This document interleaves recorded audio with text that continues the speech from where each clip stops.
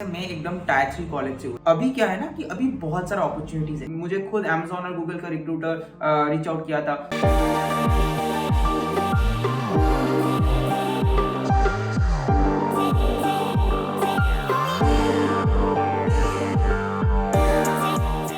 Hello everyone, my name is Rohit Negi और अभी आप टाइटल देख ही चुके हैं वीडियो का how to get of campus placement. आज इस वीडियो में पूरा डिटेल डिस्कशन होगा, क्या क्या स्किल्स रिक्वायर्ड हैं, क्या क्या स्टेप्स आपको फॉलो करने हैं, रिज्यूमे किस तरीके से क्रिएट करेंगे, तो सारा इस वीडियो में डिटेल में डिस्कस किया जाएगा। और जिन बच्चों को नहीं पता ऑफ कैंपस प्लेसमेंट क्या होता है, कंपनी दो तरीक़ों से आपको हायर करती है। एक होता है ऑन कैंपस, जिसमें कोई कंपनी आपके कॉलेज में आएगी और आपको हायर करेगी। ऑफ कैंपस में उल्टा होता है, आप कंपनी के पास जाते हैं जॉब के लिए और उस तरीके से आप हायर होते हैं। जॉब को लेने के बहुत सारे तरीके हैं, या तो आप कंपनी के पोर्टल से अप्लाई करें या फिर आप रेफरल लें। तो इन तरीकों को आज हम डिटेल में डिस्कस करेंगे। और एक चीज़ और बता दो, जिन बच्चों को लगता है रेफरल लोग जनरली नहीं देते हैं, लोग आपको आराम से रेफरल देंगे। क्यों देंगे? उनका भी फ़ायदा है। अगर वो आपको रेफरल देते हैं तो अगर आप सेलेक्ट हो गए तो कंपनी की ओर से उनको इंसेंटिव मिलता है, जो पैसा 50,000 से लेकर 2 लाख रुपए तक हो सकता है। तो आज की इस वीडियो में मैं आज बुलाना चाहूँगा रिद्धि दत्ता, जो खुद एक टायर 3 कॉलेज से थे। वेलकम रिद्धि भाई ऑन माय चैनल। सो रिद्धि भाई, एक अपना छोटा सा इंट्रोडक्शन आप दे दें सभी को। First of all, thank you Rohit for inviting me to your channel and also congratulations for bagging the Uber offer.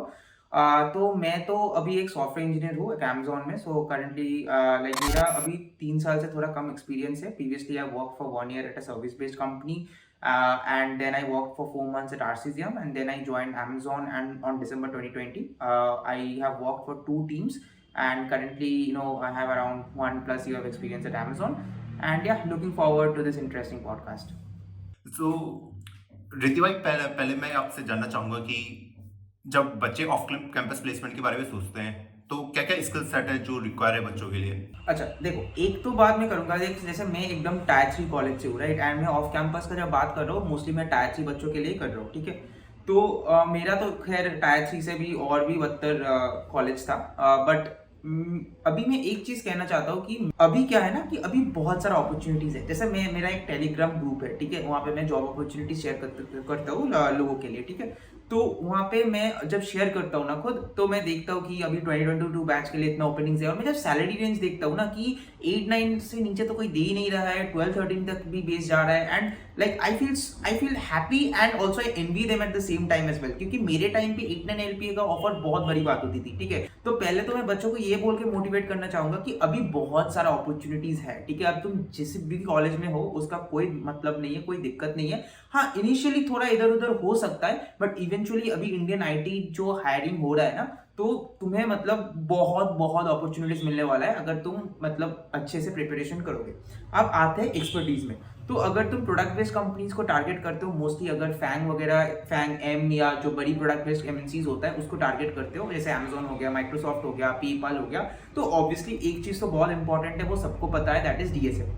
तो DSA तो आना ही चाहिए, क्योंकि तुम्हारा कोडिंग राउंड होगा DSA के ऊपर, फर्स्ट मतलब ऑनलाइन कोडिंग राउंड जो होता है, उसके बाद जो इंटरव्यू जो होगा तो DSA के ऊपर ही होगा। Since you are a fresher तो मोस्टली DSA के ऊपर भी दो लोग तुम्हें देखेंगे। सेकंड जो इंपॉर्टेंट चीज हो जाती है दैट इज योर प्रोजेक्ट्स। तो यहाँ पे मैं एक चीज बहुत मतलब स्ट्रांगली रिकमेंड करूंगा, क्योंकि मैंने खुद बहुत सारे ऑफ कैंपस इंटरव्यूज दिए हैं, कि प्रोजेक्ट्स इंपॉर्टेंट होती है। ऐसा नहीं है कि प्रोजेक्ट्स इंपॉर्टेंट नहीं होता, specially for full time offers. Internship के लिए तो भी ठीक है, कभी कभी Amazon में इंटर्नशिप में 2 राउंड DSA का होता है, but mostly projects are very very important 2 चीज के लिए। एक तो तुम्हारा जो हायरिंग मैनेजर राउंड्स होता है ये सब कंपनीज में, इसमें प्रोजेक्ट्स तुम्हें पूछता है, लाइक तुम्हें जब DSA वगैरह तुम्हारा हो जाता है, व्हेन दे सी के ओके इसको DSA आता है, तो मतलब they mostly shift to projects, ठीक है। ये एक चीज है। सेकंड चीज है कि तुम किसी भी कंपनी में अप्लाई करोगे ना, तो प्रोजेक्ट्स अगर तुम्हारे पास अच्छे प्रोजेक्ट्स हो, so you can by time in an interview, ठीक है। मैं ये हमेशा बोलता हूँ सबको, क्योंकि देखो अगर तुम्हारे पास प्रोजेक्ट्स है तो तुम्हें प्रोजेक्ट से ही क्वेश्चन पूछेंगे, right. And if you have done that project on your own, तो क्या होता है ना कि तुम उस मतलब you have the probability of answering correct questions is more, right, because you have worked on that thing. But अगर तुम्हारे पास अच्छे प्रोजेक्ट्स नहीं है एंड तुम कोई इंटरव्यू दे रहे हो, एंड इंटरव्यूअर अगर तुम्हें कोई भी रैंडम क्वेश्चंस पूछ रहा है, जैसे OS से पूछ सकता है, जैसे नेटवर्क से पूछ सकता है, कुछ भी रैंडम क्वेश्चन पूछ सकता है, कोई भी थियोरेटिकल क्वेश्चन पूछ सकते हैं, तुम्हें एक DSA प्रॉब्लम भी दे दिया जो तुम्हें उतना नहीं आता हो, तो मतलब that interview might go in a negative direction. तो it is always good to have good projects. And third thing why I will always suggest you do projects and do development and not only DSA is because तुम जब company में जाओगे ना तो ये तुम्हारा development experience बहुत काम आएगा. ठीक है, डीएसए तो ऑब्वियसली एक काइंड ऑफ होलिस्टिक डेवलपमेंट है, तुम्हें डायरेक्टली फील नहीं होगा. ठीक है, बट डायरेक्ट जो तुम्हें फील होगा, डायरेक्टली जो तुम्हें दिखेगा, दैट इज डेवलपमेंट. सो अगर तुम डेवलपमेंट नहीं कर रहे हो कॉलेज में तो बाद में जाके बहुत प्रॉब्लम होगी. बट एटलीस्ट मेरे हिसाब से टू टेक माई सजेशन, मुझे लगता है कि डेवलपमेंट प्रोजेक्ट्स ये सब आना चाहिए. डीएसए तो ऑब्वियसली आना चाहिए एंड उसके साथ साथ तुम्हें थोड़ा लो लेवल डिजाइन पैटर्न्स तो बिल्कुल आना चाहिए. तो हाँ, तो अभी रिद्धि भाई ने बताया आपको क्या क्या स्किल की जरूरत है. ठीक है, तो बताया उन्होंने आपको लैंग्वेज आनी चाहिए, आपको प्रोजेक्ट होनी चाहिए, डीएसए होना चाहिए, सिस्टम डिजाइन, और जो आपके सब्जेक्ट्स हैं उनके ऊपर भी आपकी अच्छी खासी कमांड होनी चाहिए. ठीक है, तो जो सेकंड क्वेश्चन मैं आपसे पूछूंगा रिद्धि भाई, वो है कि रिज्यूमे कितना इंपॉर्टेंट है ऑफ कैंपस के लिए. मैं तो एक बात बोलूंगा, जैसे मैं अभी तुमने अच्छा एक क्वेश्चन पूछा क्योंकि रिज्यूमे बहुत इंपॉर्टेंट है. जैसे मैं अपने चैनल पे मतलब बहुत रिज्यूमे रिव्यूज करता हूँ, तो उसमें मैं जब जितना रिज्यूम रिव्यूज करता हूँ ना, मैं जितना बच्चों का रिज्यूमे देखता हूँ, तो मुझे ना वो मतलब देखता हूँ कि बहुत बच्चे ऐसे होता है, हालांकि मैंने बहुत लोग अच्छे से रिज्यूम बना रहे हैं, they have lot of awareness right now as compare to we did, but still मैंने बहुत लोगों को देखा है बहुत कैजुअली रिज्यूमे बना देता है. ठीक है, एंड फिर बोलता है कि हमें कॉल्स नहीं मिल रहे. एंड ऑल्सो आई सीन कि मतलब जैसे प्रोडक्ट बेस्ड कंपनीज को वो अप्लाई कर रहे हैं, रेफरल के लिए मांग रहे हैं, but I am not able to see any DSA related links और एनी डीएसए रिलेटेड प्रूफ कि हाँ मैं कोडिंग में अच्छा हूँ, मतलब डीएसए कोडिंग मतलब डीएसए में अच्छा हूँ. जैसे तुम कॉम्पिटिटिव कोडिंग का कोई भी प्रोफाइल दे दो, या तुम किसी भी मतलब leet code, code chef, Geeks for Geeks कुछ भी दे दो. कोड शेफ तो ठीक है, इसका हो गया, कॉम्पिटिटिव कोडिंग हो गया, बट एटलीस्ट तुम डीएसए स्पेसिफिक वेबसाइट का भी दे दोगे तो भी एटलीस्ट हमें वो जो रिक्रूटर जो है या मतलब जो हम है जो तुमको रेफर कर रहे हैं उनको थोड़ा कॉन्फिडेंस मिलता है कि हाँ ठीक है ये डीएसए में अच्छा है. ठीक है, एंड कुछ लोग ऐसे भी होता है जिसने बहुत सारा कॉम्पिटिटिव कोडिंग रखा है लेकिन प्रोजेक्ट्स बिल्कुल नहीं है सही से. तो आई थिंक बैलेंस होना इज वेरी इंपॉर्टेंट. ठीक है, वो सबसे बड़ी बात है to get things started and to get yourself shortlisted. Right, मैंने बहुत सारे लोगों को भी देखा है कि रेज्यूमे में बहुत सारी उटपटांग चीजें डाल देते हैं, जैसे मान लो कि मैं वेट लिफ्टर हूँ, मैं क्रिकेट पसंद है, ये सब चीजें मतलब प्रोडक्ट बेस्ड कंपनीज के लिए तो बिल्कुल अच्छा नहीं है. हाँ मैं मानता हूँ कि सर्विस बेस्ड कंपनीज में ठीक है ये सब हॉबीज डालना कभी कभी इंटरव्यूज में भी पूछ लेता है, उनसे ऑफर भी मिल जाता है. सर्विस बेस्ड कंपनीज का थोड़ा अलग है क्योंकि उन लोगों का इंटरव्यू बहुत अनस्ट्रक्चर्ड होता है, उन लोगों का कोई स्पेसिफिक टॉपिक नहीं होता है. जैसे तुम टीसीएस में जाओगे या सीटीएस में या कोई भी सर्विस बेस्ड कंपनीज का इंटरव्यू देने जाओगे राइट, तो उसमें क्या होता है ना, तुम देखोगे एक बंदे को पूछ रहा है कि लाइक मशीन लर्निंग के ऊपर पूछ रहा है, तो एक बंदे को कुछ गाना गाने को बोल रहे हैं और एक बंदे को कुछ वेब डेवलपमेंट पूछ रहा है, तो एक बंदे को सी पूछ रहा है. मतलब बहुत ही अनस्ट्रक्चर्ड इंटरव्यू है. ठीक है, इसलिए तुम जब इंटरव्यू एक्सपीरियंस सुनते हो ना तो बहुत कंफ्यूज हो जाते हो. बट द मेन क्रक्स या सर्विस बेस्ड कंपनी में क्या होता है कि तुम्हारा जो सीवी में तुम जो लिखते हो ना उससे ही पूछते हैं. But product based companies mostly जो होता है कि उन लोगों का एक स्ट्रक्चर होता है. जैसे तुम Amazon को उठा के देख लो या माइक्रोसॉफ्ट को उठा के देख लो, एकदम मतलब 5 राउंड जो है एकदम स्ट्रक्चर्ड है, वही होगा फॉर एवरी कैंडिडेट. जैसे फर्स्ट राउंड कोडिंग होगा, online coding, second 2 round DSA का होगा, थर्ड राउंड हायरिंग मैनेजर का होगा, तो उन लोगों का एकदम पूरा फिक्स्ड है.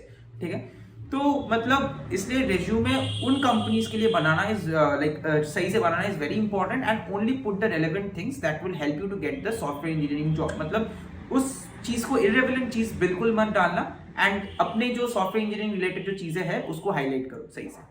जब भी आप रिज्यूमे क्रिएट कर रहे हो, ठीक है, तो उसके रिगार्डिंग जो भी प्रूफ है आपके पास, जो भी लिंक है, ठीक है, आपने कोई प्रोजेक्ट है उसका भी आपके गेटअप का लिंक होना चाहिए. ठीक है, कोई आपने कॉम्पिटिटिव प्रोग्राम करी है उस वेबसाइट का आपके पास लिंक होना चाहिए. तो इस तरीके से आपको पूरी फॉर्मेटिंग करनी है.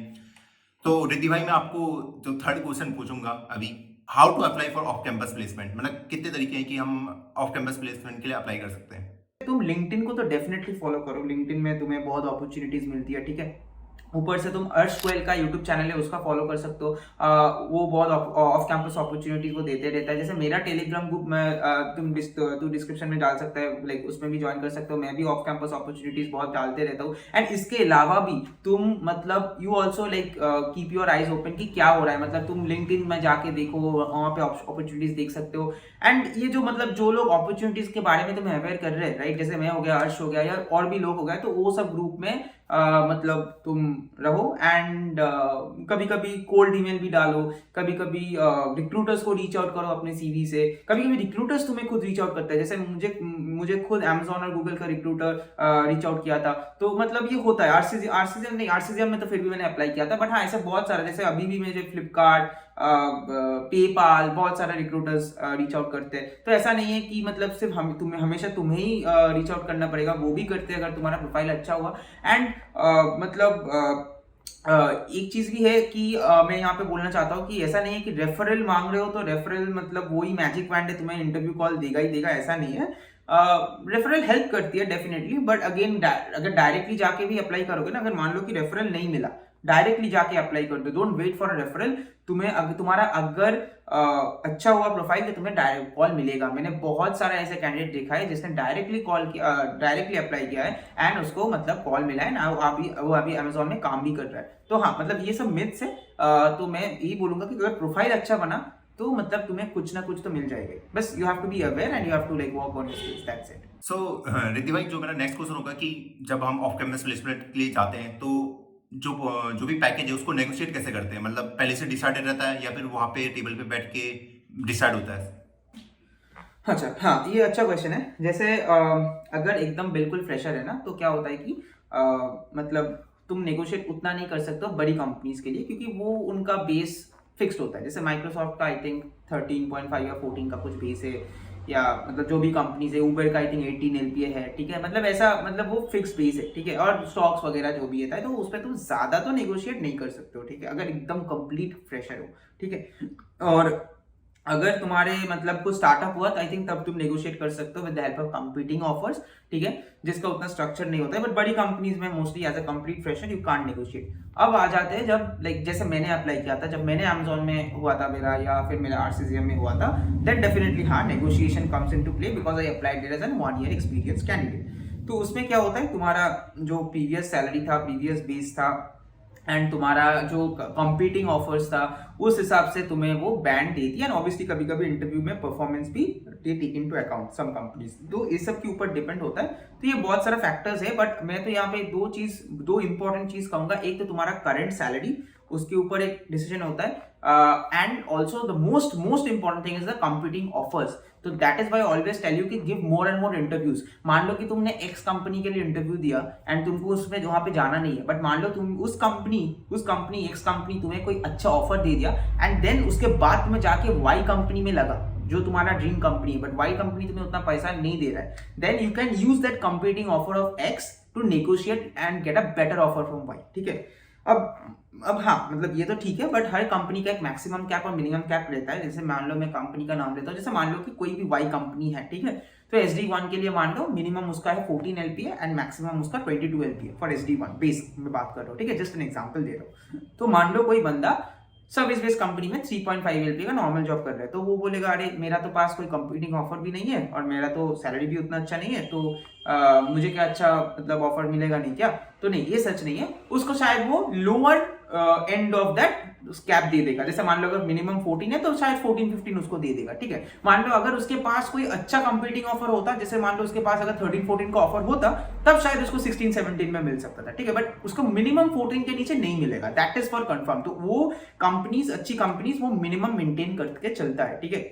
एटलीस्ट बड़ी कंपनीज फैंगम में तो ये सब मेंटेन करके चलता है, वो बैंड होता है, उसके नीचे नहीं जाएगा। तो उसको लेके चिंता मत करो अगर तुम कोई अच्छी कंपनी या लो पे में काम कर रहे हो। एंड अब दूसरा भी देख लेते हैं। अब मान लो कि तुम एक स्टार्टअप में, बहुत ही हाइपिंग स्टार्टअप में काम कर रहे हो, ठीक है, तो मतलब already you are earning 20 LPA and now you are asking for 30 LPA and उन लोगों का कैप ही 24 LPA, तो उससे ज्यादा तो वो नहीं जा सकते, right. I mean exceptional cases होता होगा अगर तुमने बहुत ही आउट परफॉर्म कर दिया, बट बड़ी कंपनीज में नॉर्मली ये देखने को नहीं मिलते। तो that is the funda of having a cap, min cap and maximum cap, just to ensure कि एटलीस्ट एक कंसिस्टेंट पे स्केल रहे। रिद्धि भाई, जो मेरा अगला क्वेश्चन होगा आपसे कि can we get of campus placement if you are studying in a tier 3 college? अगर हम टायर 3 कॉलेज में, तो हमको क्या मिल सकता है ऑफ कैंपस प्लेसमेंट, और कितना कठिन होता है, कितना ईजी होता है, ये भी बताना। फर्स्ट ऑफ ऑल बिल्कुल मिल सकता है। मैंने खुद एक कोलकाता का नॉर्मल टायर 3 कॉलेज से पास आउट हूँ। मतलब मैं तो उसको टायर 3 भी नहीं मानता हूँ, क्योंकि लाइक मेरे कैंपस में लाइक मुझे पता है मुझे बहुत सारे नॉर्मल अपॉर्चुनिटीज नहीं मिला। जैसे मेरे बाकी कॉलेजेस में मैंने देखा कि सैमसंग का, इन्फोसिस का मैंने हैक विद इनपी भी नहीं दे पाया था क्योंकि हमारा कॉलेज लिस्ट में नहीं था। जस्ट इन्फोसिस का बात कर रहा हूँ, सर्विस बेस्ड तो बहुत सारी कंपनी आई नहीं थी। कोई भी एक कंपनी लग जाए या टीसीएस भी आ जाए या कोई भी आ जाए तो हम लोग के लिए बहुत बड़ी बात है, ठीक है। मतलब हम लोग को पता भी नहीं था कि हम लोग फर्स्ट बैच थे अपने कॉलेज के। हाँ मतलब डेफिनेटली हो सकता है, I am the life example. And अभी तो मैं बोलूंगा कि अभी तो ये बहुत पॉसिबल है। हाँ, तो अभी जो एमएनसीज है, जो भी इंडियन कंपनीज है, उनका थोड़ा कल्चर भी थोड़ा चेंज हो गया है। पहले वो टायर 1 के कॉलेज की ओर जाते थे, लेकिन अब वो कल्चर काफी चेंज हो गया है कि अब वो टायर 3 मतलब टैलेंट पे ज्यादा भरोसा करते हैं एज कम्पेयर टू टैग के। सो रिद्धि भाई, जो मेरा लास्ट क्वेश्चन होगा कि जो बच्चों के लिए फाइनल कोई मैसेज आप देना चाहेंगे ऑफ कैंपस के लिए? देखो एक तो बात हाँ मैं एक क्लियर कर देता हूँ कि जैसे लाइक हम लोग जब करते थे ना, मतलब ये मैसेज जो भी है मतलब ऑनेस्टली बता रहा हूँ, जब हम करते थे ना तो मैं देखता था मेरे जो क्लासमेट्स है वो कोडिंग उतना नहीं करते थे, वो गेट करते थे, वो कैट की प्रिपरेशन लेते थे, अभी भी लेता है, ऐसा नहीं है कि वो लेना नहीं चाहिए एंड ऑल। ऑब्वियसली तुम लोगों का जो अपना, जैसे तुमने गेट में उतना अच्छा रैंक लाया, ठीक है, एंड अभी ऊबर में हो, तो मतलब जिसका जो मर्जी है। बट मैं देखता था उस टाइम पे लोग बहुत उस तरफ भागते थे, not because they are very passionate, but उनको लगता था वो ही that is the like escape route और that is the way that will give them success. And coding करके होने वाला कुछ नहीं, अपॉर्चुनिटीज नहीं मिलने वाला है, राइट। तो इसलिए मुझे भी थोड़ा डिमोटिवेटेड लगता था। बट अभी लोग तुम खुद देख लो, राइट, इतना बच्चे टायर 3 से Amazon, Microsoft, LinkedIn खोलोगे तो इतना मतलब तुम्हें अभी अपॉर्चुनिटीज दिखता है, लास्ट ईयर से तो बहुत बढ़ गया, ठीक है। तो हम लोगों के पास वो ना मतलब कोई एग्जाम्पल उतना नहीं था कि ठीक है इस कॉलेज से पढ़ के भी हम कुछ अच्छे कर सकते हैं only through coding, not by any IIT tag और not by going to GATE और कैट और व्हाटएवर इट इज, ठीक है। तो ये एग्जाम्पल हम लोग के पास नहीं था, बट तुम लोग के पास अभी डेफिनेटली ये है, ठीक है। एंड बहुत सारा रिसोर्सेज है, बहुत सारा गाइडेंस है, तो I am definitely very sure कि तुम लोग कर सकते हो, ठीक है, क्योंकि करना is the most important thing. तुम अगर कोडिंग में अच्छा हो, and obviously one thing I would definitely say be passionate about it. Coding को ऐसा नहीं कि जॉब्स लेने के लिए करो, कोडिंग को ऐसे करो क्योंकि तुम्हें पसंद है कोडिंग करना, ठीक है। तो वो लाइकिंग इंटरेस्ट लेके आओ, ठीक है। And once you are able to do it, once you feel you are a good coder, अगर तुम सही से हार्ड वर्क दे रहे हो, एफर्ट्स डाल रहे हो, तो उसके बाद तो I don't think there is any looking back. क्योंकि अभी जैसे अपॉर्चुनिटीज है ना, अभी मैं ये मतलब वीडियो का शुरुआत में भी बोल चुका, लास्ट क्वेश्चन में भी बोला कि ये तो एक बार मतलब तुमको लगता है कि हाँ you are good at coding और गुड एट डीएससी और गुड एट प्रोजेक्ट्स, तो ये निकाल ही दो कि ऑफ कैंपस का हो, मुझे कुछ मिलेगा नहीं and all these things, because eventually you are going to get offers from big companies, and ये मेरा वादा है। So ya best of luck to all the students. बस तुम्हें अपना काम करते रहो, ये सब नॉइजेस दिमाग से निकाल दो। Thank you so much Riddhi भाई चैनल पे आने के लिए। और Pleasure. आप जो भी व्यूअर्स हैं रिद्धि भाई का चैनल चेकआउट कर सकते हैं, काफी अच्छा कंटेंट बनाते हैं कोडिंग से रिलेटेड, ऑफ कैंपस से रिलेटेड, रिज्यूमे रिव्यू, ठीक है। तो आप उनका चैनल बिल्कुल चेकआउट कीजिए, मैं आपको उस लिंक डिस्क्रिप्शन बॉक्स में दे दूंगा। मिलते हैं नेक्स्ट वीडियो में।